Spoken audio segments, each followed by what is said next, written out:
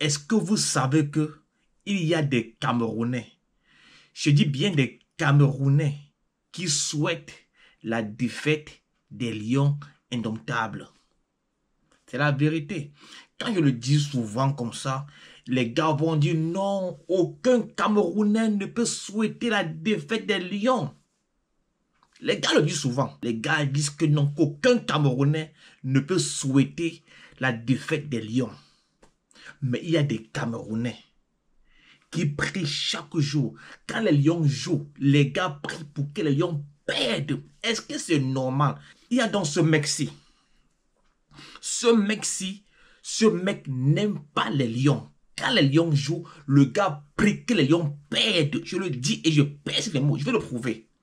Vous savez très bien que j'aime parler avec les preuves. Très chers frères et sœurs nord sur de l'Est, bonjour, bonjour, bonsoir. Je sais que vous êtes nombreux depuis ce matin à se poser la question, mais Daniel comprenait encore rien, dit votre guerre de conscience était en train de réfléchir sur quoi commencer parce que il y a beaucoup de séquences dans ce match qui doivent aiguiller votre conscience. Vous savez, les emboucs, les cancres et tout, on les vend les images. Mais vous devez avoir une analyse froide et objective de tout ce qui se passe. J'ai commencé, donc j'ai donc décidé par commencer par cette image.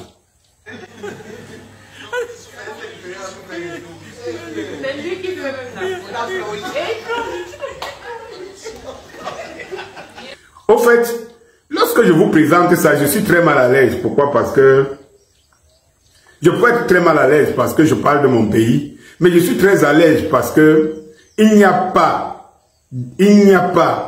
des Camerounais qui parlent mal de leur pays comme le nôtre. Donc, il faut donc répondre par l'objectivité. Vous voyez très bien que le Cameroun hier a joué avec 2 gardiens. On a appelé 4 gardiens à l'équipe nationale, ce qui est déjà inédit. Mais au-delà de ça, on sait aujourd'hui qu'on a 5 gardiens. Et quand on aura des vrais matchs avec des vrais adversaires, je pense qu'on aura 6 gardiens sur les 12, sur les 11 joueurs sur le terrain, autant pour moi. Eh bien, je n'ai pas compris comment l'arbitre, quel a été le jugement de l'arbitre par rapport à cet acte. Déjà, c'est Ngande qui fait la faute. Et c'est lui qui plonge pour arrêter le ballon en plein milieu, en plein face au gardien. Vous savez très bien que ce n'est pas le trou qui est en face là qui pouvait arrêter une balle comme ça. Même comme les Libyens ne sont pas des férus en attaque et tout. Mais je peux imaginer que toutes les télévisions du monde vont montrer, tous les experts vont analyser ce match et vont analyser cette image-ci. Quand vous l'écoutez, est-ce que ça c'est un mec qui voulait que le Cameroun gagne? Le gars est seulement là pour voir les fautes des Camerounais. Jusqu'à le gars fait des vidéos. Le gars dit que non, les journaux du monde vont en parler, ils vont faire ci, ils vont faire cela. Voilà 2 semaines qu'aucun journal n'en parle. Hein. Aucun n'en parle. Ok?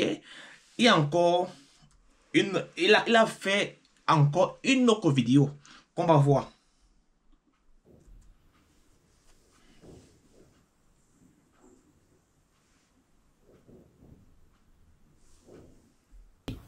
Je vous présente cette séquence d'images pour vous montrer combien de fois nous sommes plongés dans un pays mafieux où la mafia n'est plus matérielle, elle est morale. Elle est morale et psychologique. C'est-à-dire, on condamne Dani Scorpio de présenter des éléments qui ne sont pas dignes d'être des éléments, d'être des exemples à suivre. C'est-à-dire que la tricherie, de dénoncer la tricherie. C'est-à-dire que nous sommes arrivés dans un pays où quand tu dénonces la tricherie, tu es un antipatriote. Allez y comprendre quelque chose. C'est-à-dire que tu dénonces la tricherie, on dit que tu es un antipatriote. Lorsque... Non, quand vous écoutez ce mec-ci, ce mec n'a absolument rien dans la tête. Dans le sport, ça arrive. Il peut arriver comme ça qu'un joueur touche la balle avec les mains. Ça peut être de manière intentionnelle ou pas. Ça arrive dans le sport. Mais ce n'est pas la tricherie là-bas.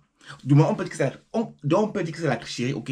Ça peut être tricherie ou pas tricherie. Ça peut arriver. Nous sommes en 2010. 2010. Les quarts de finale de la Coupe du Monde. À cette époque, je vivais encore en Afrique du Sud. J'étais au stade. J'étais au stade ce jour-là. Ghana-Uruguay, les quarts de finale. Le score, c'était 1-1. 1-1. Et pratiquement à la dernière seconde, le ballon est dans la surface de l'Uruguay. Il y a eu cafouillage. Donc, je crois que c'était Asamoah Gyan qui a tiré au goal.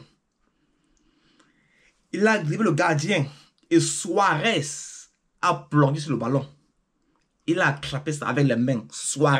Luis Suarez. Ça nous avait énervé. Là, le carton rouge, c'était un péno. Quand tu veux sauver ton équipe, tu es prêt à tout pour le faire. Il y a des joueurs qui, pour sauver leur équipe, ont accepté un carton rouge. Il y a des joueurs, les gars disent, je me sacrifie pour mon équipe. Je prends un carton rouge. Luis Suarez, le gars attrape le ballon avec les mains. Carton rouge. Et quand il sortait, il y a le péno. Quand Jean rate, le gars a célébré. Et le gars était pris comme un héros. On n'a vu aucun Uruguayen a dit c'est la tricherie. Qu'il a triché. Et quand ça arrive comme ça, nous étions fâchés. On dit que comment ça peut arriver.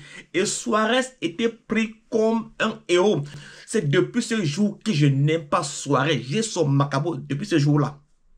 De Luis Suarez. Plusieurs Africains ont son macabo à cause de l'action-là. Il a plongé sur le ballon avec les mains. Le gars a plongé sur le ballon avec ses mains.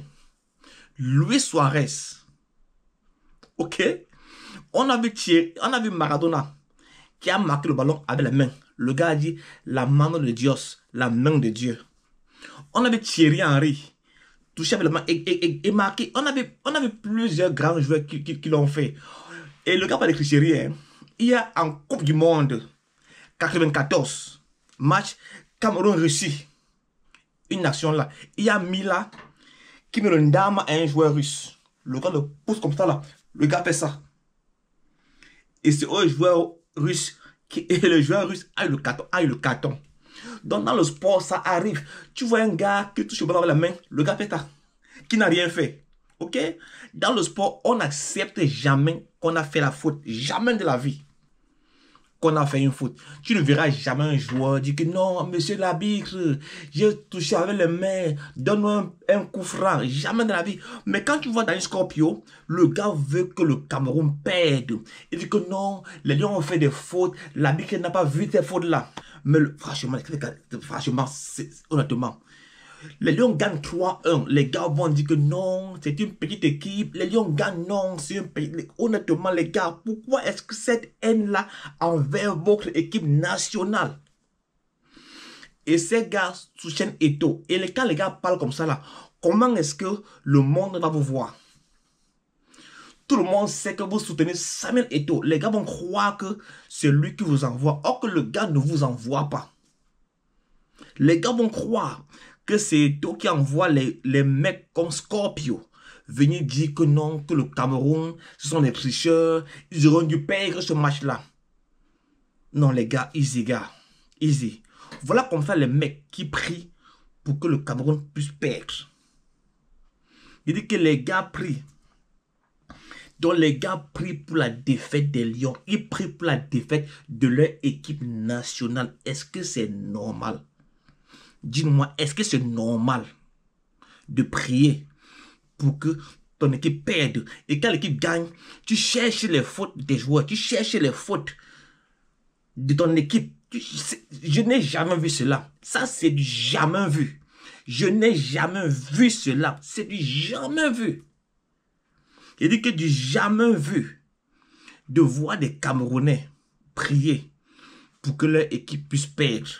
Et quand bien l'équipe gagne, les gars cherchent les fautes du côté du Cameroun. Passez une bonne journée. Que les énervés mettent simplement leurs insultes en commentaire. Ciao.